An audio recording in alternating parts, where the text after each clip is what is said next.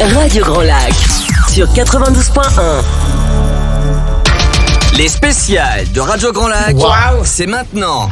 Plongeons ensemble dans le grand bain de la vie locale. À mon avis, il y a Sandra qui est dans le grand bain de la vie locale. On a bien entendu ton wa. Bonjour Sandra. Bonjour JP, comment vas-tu ? Je vais bien et toi-même ? Moi je me porte comme un charme, Jean-Pierre, à chaque fois qu'il y a ces émissions spéciales que j'adore, qu'on adore. Ouais, c'est vrai qu'on sur les Radio aime, Grand Lac, on en a plein aujourd'hui. Ce sont venus des rendez-vous maintenant, on va dire incontournables. Incontournables, mais oui, incontournables. tout à fait. Ça fait bientôt partie du patrimoine. Oui, mais bien sûr. Bonjour à toutes et à tous. Vous voyez, on est de bonne humeur, on est en pleine forme parce qu'on reçoit ce matin une personne qu'on aime particulièrement de par son sourire, de par sa gentillesse. C'est Anne-Laure Vincent. Anne-Laure Vincent qui travaille au service ville d'art et d'histoire et au musée fort à la ville d'Aix-les-Bains. Bonjour Anne-Laure. Bonjour. Ça va ? Très bien, pleine forme. Elle est un peu plus décontractée que la première fois. Puis il faut quand même dire aux auditeurs qui ne la voient pas qu'il y a du soleil dehors et qu'elle est venue et qu'elle nous a ensoleillé le studio. Non, c'est gentil ça. Très gentil. Sandra, vous êtes toujours très gentil avec Sandra moi. ne m'a jamais dit ça, moi. Non, mais c'est normal. Et puis c'était un plaisir de te recevoir comme à chaque fois. Tout à fait, sur les ondes de Radio Grand Lac, 92.1, radiograndlac.com, le grand bas de la vie locale, cette radio autrement que l'on construit un peu plus chaque jour. Et aujourd'hui, on va parler culture, on va parler de la nuit européenne des musées, de cette 18e édition qui va se dérouler au musée fort. Donc le musée fort, on le connaît par cœur, à Aix-les-Bains, établissement qui est ouvert en 1949, si mes souvenirs sont bons, après un décès il vient de lire la pompe juste là. Du docteur Jean Faure en 1942, qui a légué quand même plus de 220 œuvres d'art à la ville d'Aix-les-Bains. Et la ville d'Aix-les-Bains en a fait un musée, donc qui a ouvert en 1949. Maintenant, c'est rattaché au service ville d'art et d'histoire, mais tu peux peut-être nous en dire un petit mot. Reparle-nous un petit peu vite fait du service Ville d'Art et d'Histoire. Quel est son but et qu'est-ce que vous faites exactement ? Oui, alors le service Ville d'Art et d'Histoire, c'est un label à la base qui est attribué à une ville. Et le service, donc avec une équipe, prône le patrimoine et l'architecture d'une ville. Donc va mener des actions auprès de tout public, les scolaires aussi, le grand public, via des visites guidées ou autres activités. Très très bien. Alors merci pour ces précisions sur le musée fort. Alors Jean-Pierre, on en était où ? Puisque toi, tu dois avoir à dérouler une émission en particulier dans l'ordre, donc je ne voudrais pas te perturber. Bien sûr, merci Sandra, j'apprécie beaucoup.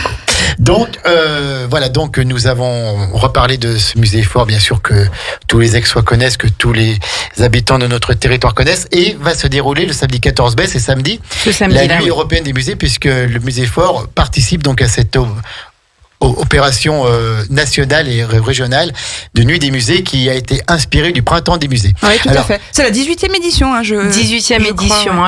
La Nuit des musées se déroule chaque année depuis 2005. La Nuit des Printemps des musées, ça part d'Allemagne, je crois. Alors, le Printemps des musées, on va peut-être proposer un petit historique aux auditeurs. Donc, la genèse, en fait, de cet événement a lieu en Allemagne dans les années 90, je dirais, pour être précis, je crois 97. Donc, la Nuit des musées en Allemagne. Le ministère de la Culture, face à ce succès, s'en inspire et propose le Printemps des musées. Donc, c'était un autre concept.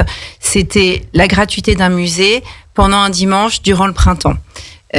Ça a beaucoup plu. Il y avait beaucoup de visiteurs lors de ces journées. Et c'est vrai qu'en 2001, on comptait presque 39 pays qui accueillaient cet événement. 39 pays en tout. Et c'est en 2005, finalement, que la France décline cette manifestation en Nuit des musées. Donc le principe, je vais peut-être rappeler le principe qui est très simple de la Nuit des musées, c'est l'ouverture d'un musée tard la nuit ou durant toute la nuit. Alors pour le musée fort, ça sera de 18h à 22h et c'est la gratuité d'accès au musée pendant cette soirée ou cette nuit.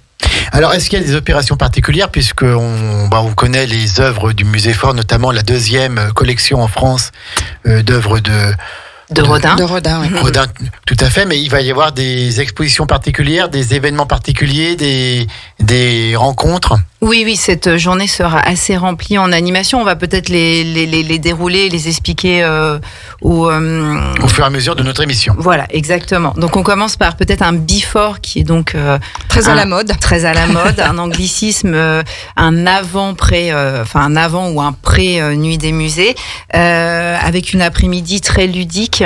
une visite complètement détournée de l'exposition Capharnaüm, qui est notre exposition temporaire, une réplique du premier musée aixois, le musée Le Pic. Dont nous avons parlé la dernière fois que tu es venu. Voilà, donc peut-être que Jean-Pierre, tu peux nous faire un petit résumé. Non, mais je pourrais le faire, mais c'est toi qui as la parole, et donc voilà, donc je te laisse le faire. Donc une collection d'œuvres d'art, d'objets archéologiques amassés par Le Pic, donc une sorte de cabinet de curiosité, et on a eu l'idée de travailler avec la compagnie du fil à retordre, qui est une compagnie chambérienne et qui est une compagnie circassienne, qui propose eux-mêmes un cabinet de curiosité, donc un spectacle. Une compagnie circassienne qui s'inspire des arts du cirque. D'accord. Voilà. Mais il y a aussi de la magie, il y a de l'acrobatie, il y a vraiment énormément de choses. Et donc, ils ont visité l'exposition Capharnaüm et ont créé leur propre cabinet de curiosité. Donc là, vraiment, le public pourra partir à la découverte de cette visite où c'est une visite complètement décalée où vont se mêler l'histoire, l'imaginaire et la drôlerie. Elle va se faire en 4 temps dans la journée, je crois 14, 15, 16 et 17 heures. Voilà, donc on va dire 4 sessions. Donc les visiteurs peuvent accéder au musée de manière payante au tarif habituel. Par contre, avant 18 heures, c'est payant. Hein. Oui. D'accord. Et la visite est gratuite. Donc, une fois qu'ils sont rentrés dans le musée, ils peuvent participer à la visite décalée du cabinet de curiosité. D'accord. Il y aura des guides, bien entendu, qui seront présents pour nous expliquer un petit peu. Alors, pour cette visite décalée, ça sera des comédiens, qui prendront en fait le costume de conservateur et qui vous raconteront des anecdotes insoupçonnées et complètement loufoques de la collection du musée. Alors, donc, ça, c'est le before, donc de 14h à 17h avec plusieurs session pour qu'on puisse faire le tour et profiter de tout au mieux. Et l'événement nuit du musée commence à 18h. 18h exactement, le musée ouvre ses portes gratuitement. Alors moi je trouve ça assez génial moi d'ouvrir un musée comme ça déjà gratuitement pour un accès à la culture pour tous, et ça c'est fondamental, puisque je ne cesse de le dire que la culture c'est la vie, c'est vraiment une ouverture, une ouverture énorme, et puis je trouve aussi qu'on découvre d'autres choses la nuit. Il se passe quelque chose qui se passe pas le jour. Je suis tout à fait d'accord. À mon sens, c'est une expérience muséale inédite, c'est-à-dire qu'à la faveur de la nuit, nos sens sont éveillés de manière différente. Il y a une intimité qui se crée aussi parfois avec le lieu ou les œuvres. Donc j'invite vraiment le plus grand nombre des Aixois ou non-Aixois à visiter le musée samedi pour le découvrir, à partir de 18h. Pour ceux ceux qui le connaissent, d'y retourner pour justement le découvrir sous un nouvel angle. En sachant quand même que nous serons le 14 mai et que la nuit va commencer vers 21h. Donc jusqu'à 21h, ce sera bien le jour, mais ce sera quand même la nuit des musées. Alors on a parlé de ce before avec ce cabinet des curiosités. Il y a 2 autres temps forts, notamment avec la classe L'œuvre. Alors parle-nous un petit peu de ça, Anne-Laure. Oui, la classe L'œuvre, c'est un dispositif national qui est porté par 2 ministères qui sont celui de la culture et de l'éducation nationale. Et à Aix-les-Bains, le projet est porté par le service Ville d'Art et d'Histoire, et plus particulièrement par ma collègue Sophie Pellivagnan, qui travaille avec des classes et une artiste. Donc cette année, on travaille avec Lucie Watts, qui est une artiste plasticienne de la région, avec 2 classes de CE2 et de CM1 de Marlioz et de Saint-Simon. Donc le but, c'est une démocratisation de la culture, un accès à la culture et une éducation artistique et culturelle. Une transmission. Voilà. Donc les enfants cette année on s'est inspiré de l'exposition Capharnaüm et des gravures de Le Pic. Donc ils ont travaillé, ils ont d'abord pu visiter l'exposition, des expositions orientées et pédagogiques, et ensuite ils ont travaillé donc avec une mise en pratique avec l'artiste Lucie Watt sur de la linogravure. Et le 3e temps de ce travail, c'est une exposition de leur travail lors de la nuit des musées. Donc ça, c'est vraiment national. Lors de la nuit des musées, leur travail est exposé. Et les enfants jouent les guides. Donc ce sont des jeunes guides et ils peuvent travailler, ils peuvent parler du fruit de leur travail. Nous sommes toujours en direct. Merci à Anne-Laure Vincent du service Ville d'Art et d'Histoire, donc pour nous parler de la nuit européenne des musées. Je propose qu'on fasse une petite coupure. Oui, tout à fait. Alors j'allais juste rebondir et puis ensuite on parlera du programme. Je veux bien, Jean-Pierre, mais je voulais juste terminer sur la dernière partie, puis bien sûr après on fait cette pause sur les étudiants de l'école supérieure d'art d'Annecy. Oui, voilà, qu'on appelle l'ESA. Oui. On en parle après. On en parle juste après. On en parle juste après la pub. Et d'ailleurs, c'est Léa Passy. On prend des notes. Hein. N'hésitez pas. À tout de suite. Sur les bords du lac du Bourget, la radio autrement. Radio Grand Lac. Les spéciales de Radio Grand Lac, c'est maintenant. Plongeons ensemble dans le grand bain de la vie locale. Ces émissions waouh que vous aimez, les spéciales de Radio Grand Lac, nous sommes toujours en direct depuis 11h avec Anne-Laure Vincent du service Ville d'Art et d'Histoire de la ville d'Aix-les-Bains, du Musée Fort, et on parle de cette 18e édition de la Nuit européenne des musées qui va avoir lieu ce samedi 14 mai au Musée Fort à Aix-les-Bains. On situe le Musée Fort peut-être géographiquement 10 boulevard des Côtes, pour être précise. Un petit peu plus haut que l'église Notre-Dame. Hein. Juste dans le virage. Exactement. Voilà, on ne peut pas se tromper. Pas très loin du collège Jean-Jacques Perret. Tout à fait. D'accord. Donc, la Nuit européenne des musées, dont le Musée Fort est partenaire cette année, le 14 mai. Comme chaque année. Donc, déjà, il y a l'après-midi un petit peu spécial. Alors, l'après-midi est payant, bien sûr, mais on va redire un petit mot là-dessus avec plusieurs animations. Et donc, le soir, de 18h à 22h, c'est gratuit. Ça nous permet de découvrir le musée sous un autre angle, avec d'autres sensations, avec d'autres sentiments, avec d'autres émotions. Et donc, Anne-Laure va nous récapituler un petit peu tout ça pour nous donner envie d'aller voir le Musée Fort samedi. D'accord. Dès 14h, les visiteurs peuvent rentrer dans le musée et découvrir une visite, on va dire, détournée de l'exposition Capharnaüm. Juste une petite question. En dehors de ce samedi 14 mai, c'est quoi les horaires d'ouverture du Musée Fort ? C'est du mercredi au dimanche. 10h midi, 14h, 18h. D'accord. Le samedi et le dimanche compris. À partir du 15 mai, le dimanche, oui. D'accord, D'accord, très bien. Alors oui, donc nous parlions de ce programme du 14 mai. Oui, on était dans l'après-midi avec le Before, donc l'après-nuit des musées, avec une visite détournée de l'exposition Capharnaüm, qui sera un cabinet de curiosité proposé par 2 comédiens, Héloïse et Hugo, de la compagnie du Fil à Retordre. Donc une visite pleine d'humour avec des anecdotes insoupçonnées. Voilà, on avait envie de proposer aussi quelque chose de ludique et humoristique aux visiteurs à partir de 10 ans. Donc sur 4 créneaux. 14, 15, 16 et 17 voilà, heures. et 4 créneaux qui seront tous très différents puisque les acteurs, les comédiens jouent aussi avec de l'improvisation. Donc on n'aura jamais la même visite et le même texte, voilà, donc ça c'est vraiment très sympa et on a l'habitude de travailler avec cette compagnie et on avait envie de les faire jouer dans ce cabinet de curiosité. Combien coûte l'entrée au Musée Fort ? Alors, sur un tarif normal, on est à 5 €, tarif réduit 3,50 €. Oui, donc, gratuité pour les moins de 18 ans, les étudiants, les demandeurs d'emploi et les personnes en situation de handicap. Donc il ne faut pas s'en priver, Sandra. Tout à fait, voilà, tout à fait accessible. Oui. Et à partir de 18h commence l'événement et là, c'est gratuit, accès gratuit. Et jusqu'à 22h. Et on pourra déambuler dans tout le musée, hein, c'est ça ? Oui, c'est le principe de la nuit des musées, c'est la gratuité d'accès au musée.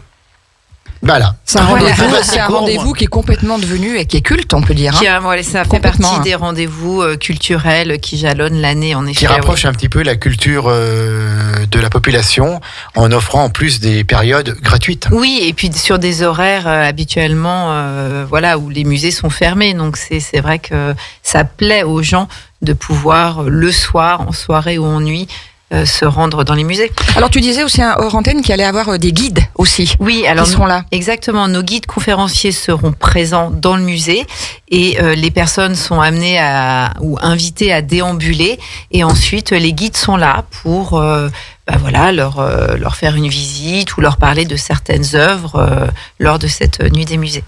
Très bien. Est-ce qu'on a tout évoqué au niveau... on va peut-être reparler aussi de la classe l'œuvre. Oui, la classe. Parce que ça, c'est important. Oui, et puis on en est très fiers et c'est un projet qui est très important dans notre service et pour ma collègue Sophie Pédivagnan. Donc un dispositif national, tout ce qui concerne l'éducation artistique et culturelle. Donc 2 classes, Saint-Simon et Marlios, CE2 CM1, qui ont travaillé avec Lucie Watt, donc une artiste plasticienne, et qui ont travaillé sur la gravure. Ils exposent leur travail et ils vont jouer les guides. Donc ça, c'est très sympa aussi. Est-ce que tu remarques que les jeunes sont plus, on va dire, motivés et ont envie un petit peu de se diriger vers l'art en règle générale ? Si on leur apporte, si on leur donne les moyens, je pense qu'ils sont, forcément attirés. Mais c'est vrai que des dispositifs comme celui-ci sont très importants pour que les jeunes gardent le lien avec l'art et la culture. D'accord. Très bien, donc on parlait de la classe l'œuvre et ensuite donc la réalité ondoyante, j'observe, avec les étudiants de l'école supérieure d'art d'Annecy. C'est ça, donc cette année pour la première fois, on a un partenariat avec l'ESA, École supérieure d'art d'Annecy, dans un atelier de recherche et création, donc des étudiants qui ont carte blanche, en tout cas la ville d'Aix-les-Bains et le musée Fort ont carte blanche sur le deuxième étage en fait du musée qui est l'exposition Rodin et ils vont revisiter la scénographie. Donc là, leur souhait, leur idée, leur impulsion, c'est de travailler sur le voile, une scénographie qui joue à voiler, dissimuler et découvrir les sculptures par un jeu de tissus. Donc les tissus qui font référence au drap humide qui était posé sur les sculptures dans l'atelier de Rodin, et aussi les tissus et les voiles qui sont animés par les danseuses qui ont tant inspiré Rodin. Donc on leur laisse carte blanche, c'est à visiter. Les étudiants seront également à la disposition du public pendant cette nuit des musées pour discuter, pour travailler de leur travail. Bon, écoute, Anne-Laure, merci pour toutes ces précisions. On va redire quand même les horaires, les conditions d'accès un petit peu pour que ça soit bien inscrit dans la tête des auditeurs. Oui, bien sûr. Donc, on est sur la nuit du musée, 18h, 22h, entrée gratuite. Si vous voulez venir un peu plus tôt, à partir de 14h, on a le cabinet de curiosité avec une entrée normale payante, mais la visite est gratuite. Et je crois que j'ai tout dit. 10 boulevard des Côtes. Oui, voilà, le musée Fort. On est toute l'équipe du service Ville d'Art et d'Histoire Musée Fort est à la disposition du public. Voilà, ça sera une très belle jusqu'à 22h et à partir de 18h, c'est gratuit. Exactement. C'est sympa d'aller passer une petite soirée. Pour tous, oui, tout à fait. Une petite soirée au musée Fort. Merci Anne-Laure Vincent d'être venue merci à vous. Tu reviens quand tu veux. Avec grand plaisir. Alors, peut-être pour les journées du patrimoine, 17 et 18 septembre. Oui, je reviendrai vous en parler. On parlera de tout ça. Merci Anne-Laure Vincent. Je vous en prie. Midi, c'est bientôt, c'est le Flash Info de Maxime. Ensuite, nous aurons Sébastien pour Sing in English. Il va nous prendre encore un succès. Avec The Cure aujourd'hui. Ah d'accord, ok. Tout à fait. Ah mais tu le savais toi. Mais oui, je le savais. Donc un succès de la variété anglaise et qu'on décortique, on apprend le vocabulaire, la grammaire, la prononciation. Et puis on a des émissions qui vont spéciales aussi à 13h. On va parler du Gala Box le 14 mai avec Philippe Fontanelle. Et je crois que Jérôme Louveton sera là aussi. Oui, il va nous rejoindre un petit moment. La boxe. Et puis à 17h, il y aura Place au possible. Avec Angélique. Vous avez été, et à 18h15, on va parler du golf d'Aix-les-Bains. Tout à fait. Donc vaste programme sur Radio Grand Lac. Il y a encore un sacré programme. Restez à l'écoute. Merci Anne-Laure, à bientôt. Passez une bonne journée à l'écoute de Radio Grand Lac.